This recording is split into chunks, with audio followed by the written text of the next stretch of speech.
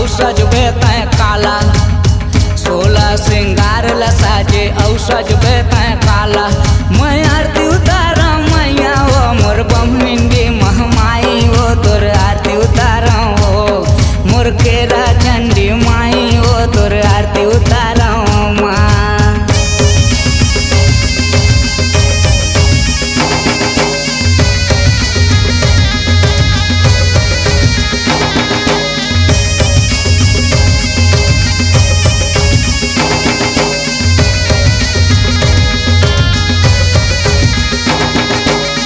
मंदिर में झांझ मंजीरा बाजा थे मृदंगा, मंदिर में झांझ मंजीरा बाजा थे मृदंगा।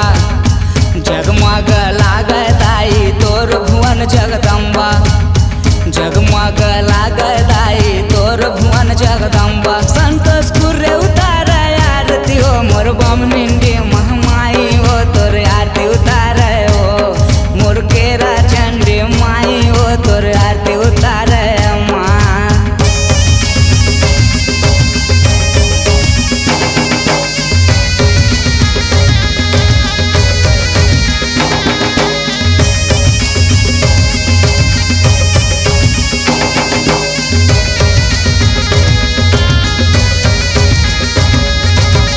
छप्पन भोग लगाओ तोला वो मोर दाई, छप्पन भोग लगाओ तोला वो मोर दाई।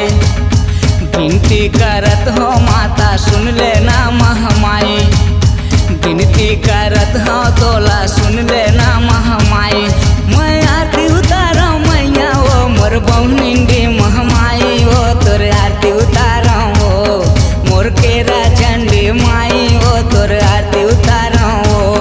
मैं आरती उतारा मैया हो मोर बहनिंदी महमाई हो, तोर आरती उतारा हो मोर खाड़ा खपर वाली हो, तोर आरती उतारा माँ।